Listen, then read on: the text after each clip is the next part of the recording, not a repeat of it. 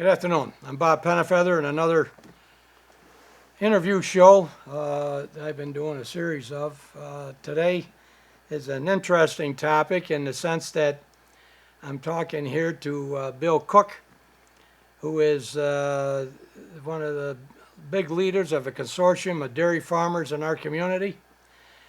And I think you'll find the information to be very useful, entertaining, informative on what the value is of the dairy farmers here in our area and what the end result is. You see the tractor trailers, tankers going across town, weaving in and out of the county, and it's CM, Cayuga Marketing, is that correct? That's correct. Cayuga Marketing. So I'd like to welcome you, Bill. In our background, we have the director, which is Lisa Ford. She's going to watch everything we're doing. Okay. And welcome to ARMA. We Okay. appreciate you taking the time. And I guess, opening up, dairy farmers. It's a consortium of many dairy farmers in Cayuga County or in outside Cayuga County as well.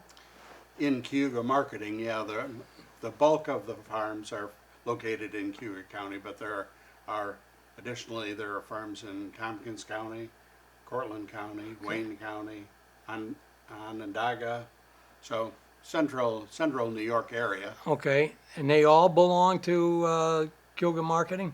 They do. There's 28 farm members of Cayuga Marketing. Okay. And we call the organization or the structure that the farm operates under as a member.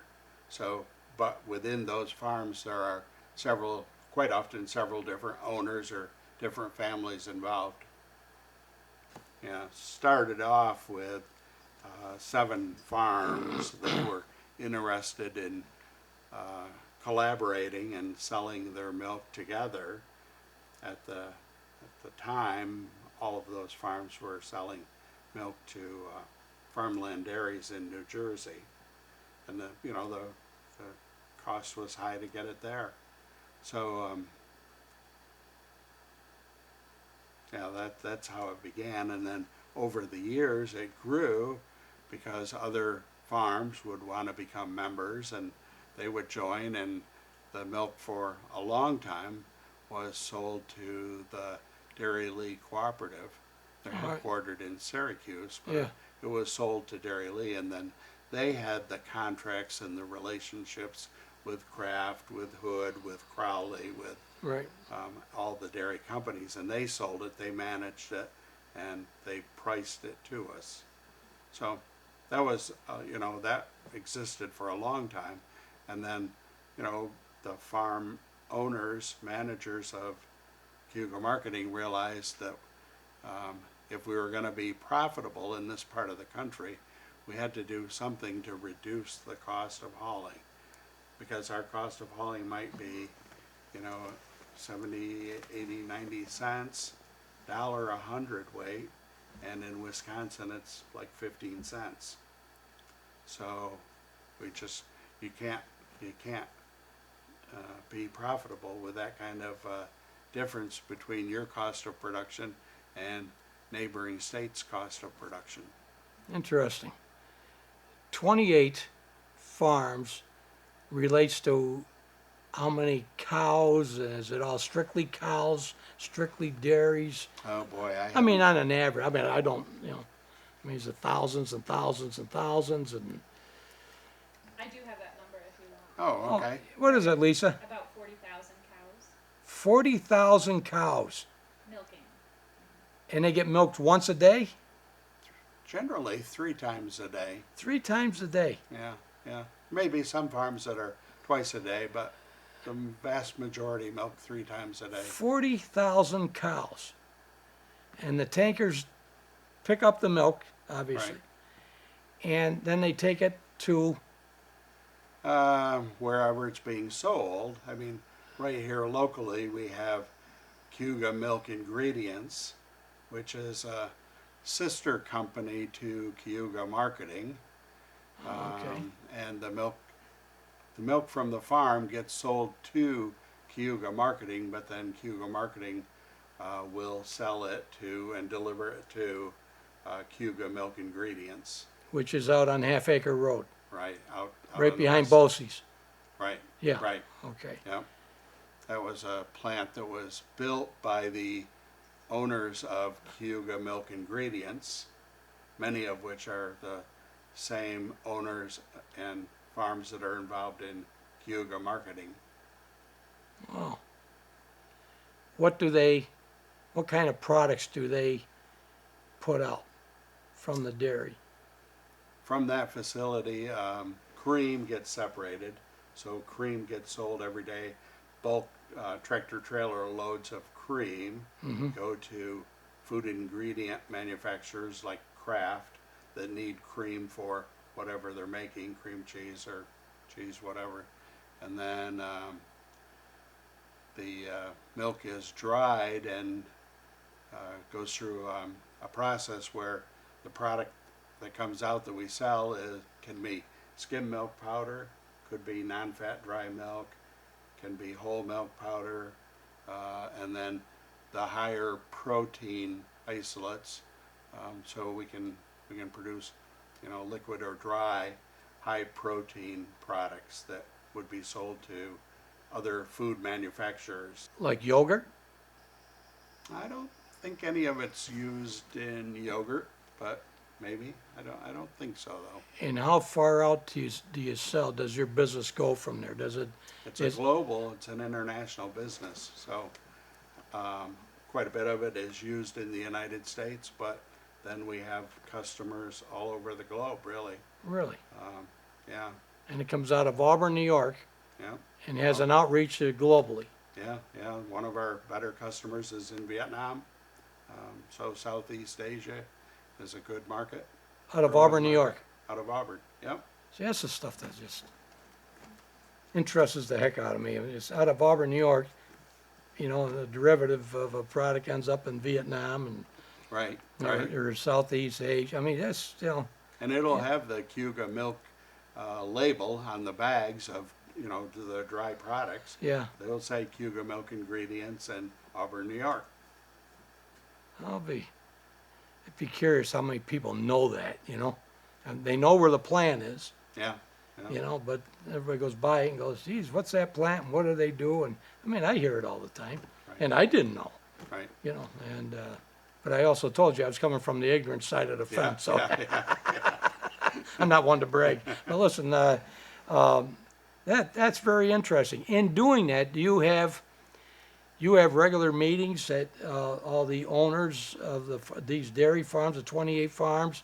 I mean, do they meet on a regular basis? And There's a board of directors for both Cayuga Marketing LLC and Cayuga Milk Ingredients LLC. They meet monthly, and the way our business structure is, they have quite a bit of authority, quite a bit of latitude in the decisions that they make. And then generally twice a year there will be entire membership meetings where all the members are invited. Any of the partners on the different farms attend, and it's more of a update, this is what's going on kind of meeting than getting down into the weeds and yeah, making decisions. what are some of the issues that a farmer faces? That The far- farmer in your organization, in your consortium, what are some of the issues that faces a dairy farmer today? Number one would be the economics, because there's a milk supply that's very sensitive to overproduction or underproduction, and we've been in a situation where there's been overproduction for the last 3-4 years, and not by a lot, but if across the country production is up by 1% and sales aren't up by 1%, that equates to a lot of milk that's looking for a buyer. A lot of inventory that you can't use. And Yeah, yeah. So economics are a big one, and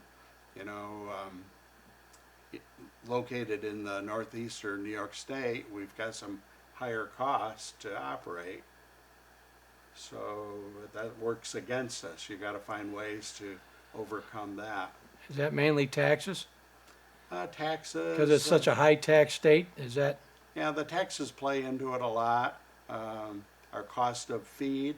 So a lot of the feed ingredients that are fed really are produced in the Midwest. So Ohio, Indiana, Illinois, okay, you know, and so we've got some freight on that to get it here, more so than farms that are located further west. And all of our costs, electricity, labor, workman's comp. all right, They're all factors. Yeah, and, sure. They work against farms that are located here.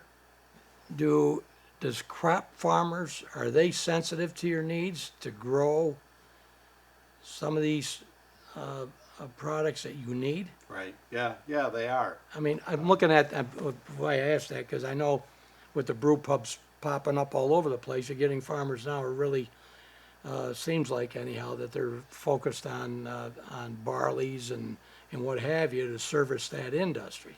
Hmm. So you're bringing it in from the Midwest. I mean, is it growing, is the need growing more for the farmer to supply you from here to help out in that cost factor?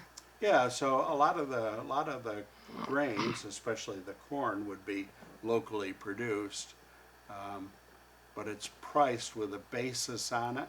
That's a basis above the cost in Chicago. Oh, okay. So whether you actually freight it in from the Midwest or you buy it locally, there's an additional basis on there, which, you know, if it's, say it's 50 cents a bushel for corn, that's 50 cents a bushel more than some of the farms or most farms in the Midwest would pay. So that's how it works against us. But there's a growing supply of corn and soybeans in this area, and DeMond Farms is doing expansion all the time and growing their capacity for drying corn, grinding corn, and now into soybeans. So they'll be, either they are or they will be producing soybean meal products. Cost of goods, and manufacturing and running farms. We hear a lot today as we sit here, green energy, whether it be as solar panels or whether it be windmills. I hear a lot about digesters, taking manure, putting it back in. And is that something your consortium, are you heavily involved in that, getting involved in that, and working with green energy today? And what's the future as you see it for green energy? That's a good question. So several or more of the farms that are involved in Cayuga marketing have manure anaerobic digesters. So they're taking the manure stream, running it through this huge, large tank that's heated and growing the methane producing bugs, and then taking that gas that the methane producing bugs create and running what would have been a gas powered or a diesel powered engine and generator. So at Aurora Ridge we have a generator that puts out 600 kWh, and we use probably 60% of that, and the rest of it goes out on the grid to supply electricity to whoever that's nearby and on the grid. So you make money on that? We don't. You don't. It goes out on the grid, but you don't make any money on that? The money we make is what we save so that we don't have an electric bill. We're producing our own electricity. And that's a good savings because Sure. electricity in New York State is expensive. Yeah. And there's a lot of taxes added on to your electric bill. But what we put out on the grid in New York State, the utilities are allowed to pay you only their least avoided cost. So in other words, if they can buy hydropower from Niagara Falls or Canada for 2 cents a kilowatt, that's all they have to pay the farm that's producing green energy from a manure digester. Okay, so it's not as profitable as you would think, or somebody No, would think. no. The real value is in treating the manure and what you can use on your own farm. You're taking a waste factor and putting it to use, and Yeah, it cuts the electric bills, right. virtually cuts them out Right. entirely. But trying to sell electricity, trying to get a higher price for what goes out on the grid is a real challenge in New York State. We've had organizations working for us for years, and they just come up to huge political roadblocks in Albany. So if I wanted to buy some energy from your grid, I couldn't do it. Not that I know of, no, I don't think you can. If you were in other states, like Vermont has a program where you can subscribe to buy green energy. You pay more for it, but you know that the dollars that you're paying are going to go to some business that's creating green energy. So dairy farms in Vermont have a lot more digesters than in New York State just because of that. So the investment in the green energy is cost effective for the dairy farmer Barely. It's minimum. versus a homeowner that wants to put in green energy. Would probably cost, by the time you figure what it would cost you to do it, put solar panels in and then get the return on that investment to pay for itself. I don't know how many years it would take or whatever, but Yeah. seems to be very expensive. And the solar panels have a lot of tax incentives, both federal and New York State. So, you know, they look so good, partly because of the tax incentives. Okay. We don't have that on the anaerobic digester, that money or the electricity that's generated there. And you wonder why. Yeah. I would wonder why. Yeah. I mean, you're taking basically manure and reusing it and turning it into power. That's a win-win all the way around. Well, it seems like it, but yeah. But we're not getting the tax benefits from that. No, and you're not able to get a green energy premium or any premium of any sort when you're selling it onto the grid. So, in other words, That's interesting. at Aurora Ridge, we probably are producing almost twice as much biogas than our engine needs to operate. We could run another 600 kW generator right beside the one we have because we have that additional gas, which we're just flaring off. But there's not enough money to even cover the basic maintenance and investment on the engine and genset. That's something. So the extra right now, we have a flare and it just burns off the methane gas and the CO2. And I would assume that the other members are facing the same issues, yeah. same problems. Yeah. I mean, that's, you know, when you take how many farms are involved, Yeah. you yeah. think that would be something that the politicians locally would grab a hold of and try to move it forward and listen.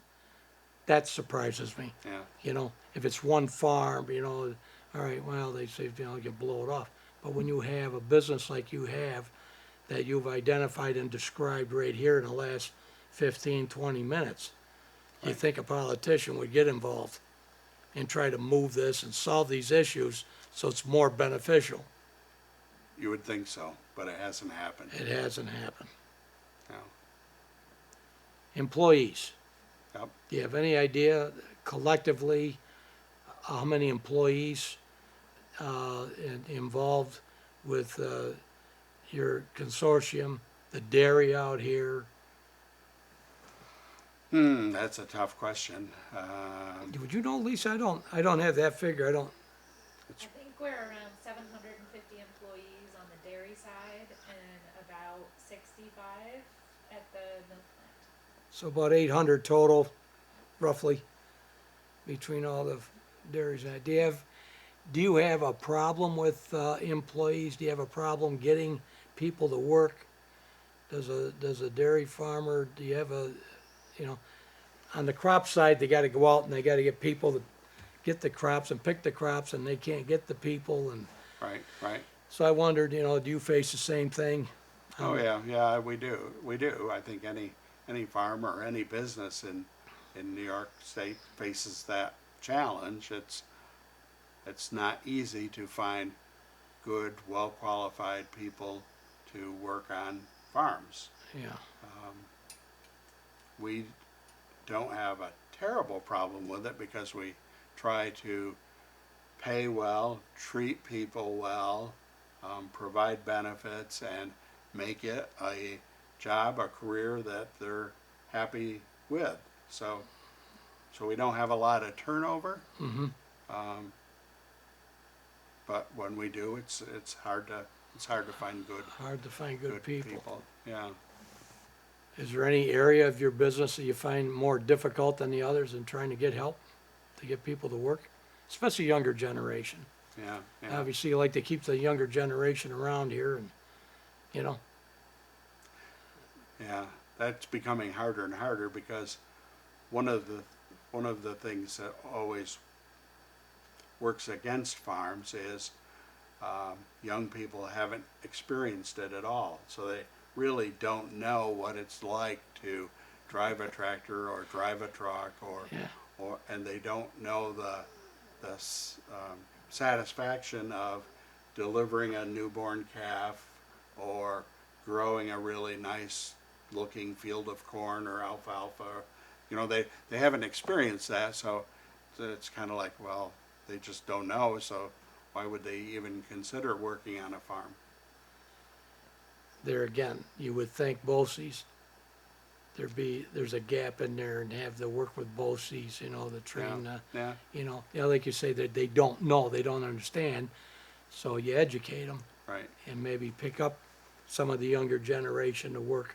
yeah. I think BOCES is trying to do that. I think they're trying to fill that role. hmm It's a challenge. And some of the work on dairy farms is pretty routine, so it gets monotonous. So, Yeah, yeah, So you're going to turn people in those positions over, more quickly. yeah. Do you see a lot of your members expanding their farms, their dairy farms? Not right now, no, I don't. Guess I don't know of any expansion that's going on. The financial picture hasn't been good, hasn't been great, and then the scarcity of good labor is a problem. And Yeah. then, on every dairy farm, some of the workers are immigrant labor that have come in from Mexico, Guatemala, Honduras, Right. and are working on the farms. And, with immigration being in the news almost every day, Boy, is it ever. they're nervous. The farms are nervous. Like nobody knows quite how this is going to be handled and resolved. I think it could be resolved if people sat down and talked about it in a something. rational way. Isn't it the old thing, you go to the table, Yeah, where there's a problem, there's a solution, yeah. It's not that big a problem. It could be solved. But the politicians just don't seem to want to be They able walk to work away from together. it, yeah, they don't wanna do it. You know? Again, and that's, I guess with me and my input on that is whatever they don't wanna do federal, but locally, make it work. Put the ideas together locally. They can carry the message to Washington and get Yeah. things done. Yeah. I know they. But really, New York State is part of the problem because the minimum wage keeps increasing by 70 cents an hour. So every year that cost goes up, and it's not just the entry-level minimum wage earner that goes up. Everybody Everybody's needs to gotta go. go up by some amount that's similar. Otherwise, your payroll gets really distorted, and the Right, new people are earning too much compared to people that have they've been there been a there while. for a while. And you then got- the whole overtime and New York State has really higher is setting up for higher cost labor. So that'll be one thing that's working against us, whereas other states may have the federal minimum as their minimum wage. Now, nobody really pays that low minimum wage, but Yeah. It just surprised me, the people that are out of it. There's another thing. Who'd ever thought, as close to 4 years ago, you'd be facing an unemployment as low as it is, yeah, you know? So your pool of employees, it really shrinks, right, you know? right. But there's still a lot of people out of work that somehow or other they can close a gap and get them to work, you know? Getting them to work might be the Might be the problem right there. That might be the key. Yeah. Well, listen, I'm It's one a- of the ones, I says, listen, there's people that like that because they don't want to work. Flat out, they don't want to work. Right. Right. Well, you give them the incentive to go to work, you know, if you're making so much sitting home doing nothing and welfare or whatever, but if you go to work, you're gonna get paid this and we'll pick up the delta between what you make and what you're getting paid to sit home. Give them an incentive to get up and get going. You can't trip over something good sitting down, so you gotta get up and keep moving. I mean, that's, Right. I mean, that's very, very simple, you know? Yep. But it's simple for me to say, but there's a lot of people, you don't understand it. Right, Well, right. but again, go to the table, figure it out. Right. You know, figure it out in our own backyard. You Right. know, don't wait for everything to come down from federal, for Christ's sakes, you know. Yeah. So, this has been enlightening right here. This is, you know, just the information you've given, and I'm sure our viewers are going to find this informative, and you know, they didn't Hope so. realize. Yeah, they didn't realize, you know, what the end result is of a dairy farmer. You know, Yeah. they see the tankers go out, they go down the road, and they're gone. And Yeah. well, where the hell do they go? Well, they go out here and they make products up here and they put them in bags. They go to Vietnam. They go all over the world. They says, and I Right. wasn't prepared for that answer. Right, But right. that's a great response, you know. Yeah.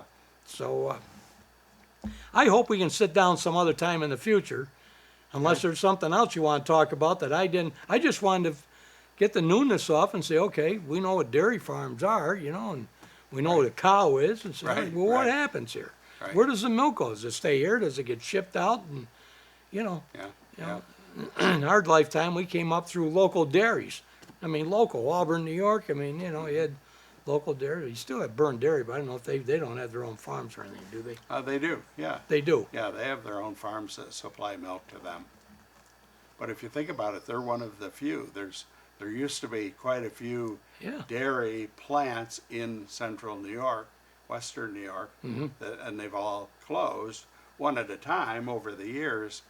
And one of the reasons that Cayuga Milk Ingredients, that plant was built, was because the farmer pays the freight. So the farmer pays the freight to get it to wherever the milk is first sold. And, you know, it was getting to be the hauling costs were getting to be too much. So one of the reasons that Cayuga Milk Ingredients was built here was to reduce the cost of Cut the the freight cost. to the farmers. Of the freight. Yeah. Now you say you bring in grains and that from the midsection of the country. Do you go out and get it, or do you train it in? No, Do you it's car all- load them in by train? And Yeah, it all comes in by carload. yeah, I figured. Yeah. Yeah. So And the milk in Cayuga County and from Cayuga Marketing doesn't all end up at Cayuga Milk Ingredients. So other customers of Cayuga Marketing are like Chobani, Faya Yogurt, Kraft. So Really? the milk goes to other plants other than the Cayuga Milk Ingredients plant, isn't Chobani over in Syracuse area? Norwich area. Norwich. Okay. Yeah. Okay. Yep. That's quite a story behind that. How that Yeah. all got started. Yeah. You Yeah. know? Yeah. Very interesting. Do you ship a lot to like Chobani? Yeah. Yeah. Several load a day. Really? And quite a bit more to Faya Yogurt, And where are they located? Johnstown. That's interesting. So the yogurt business is a benefactor of all your efforts around here, the dairy farmer from around here. Right. Yep. That's good to know. That really, I didn't realize that either. Yeah. And I really didn't know what they did in the dairy out here and what they manufactured and where they ship it. Yeah. So yeah. that's another thing that's, So it's kind of fun if you Fage yogurt is all made here in New York State. So if you're in another part of the country and you pick up a container of Fage yogurt, Yeah, you know, it was made here, and a lot of the milk that goes into that plant comes from Cayuga County. really? Yeah, Look at how big they are. yeah, yep. That's interesting. That's interesting. Is there anything else that we can cover in this segment that I didn't think of, or do you get competition from other states, from Wisconsin and out the Midwest? They try to come in here and sell their products and Yeah, cost cut you? yeah, yeah, there's some of that that always goes on, yeah. And then if there's too much milk, you know, it moves in this direction. Okay, And there's this ripple effect that just holds the price down. And because you can't store milk for a long time, right, as a raw product, right. if there's a little bit too much, it's hard to get rid of it without discounting the price considerably, and that just turns into this ripple effect where, you know, the milk buyer might know that they can buy it at the base price minus $1, so that's the new price until milk tightens up. That's like fuel, isn't it? Yeah, yeah, Really? Yep. Jesus, who'd ever thought? Again, you go up and down the road, you see a dairy farm, but you don't ever really think deep enough to say, all right, you know, they got cows, they ship the milk, and we drink it. right. But right. wait a minute, what entails in between? Yeah, there's a lot. An awful Yeah. lot. So, Yeah.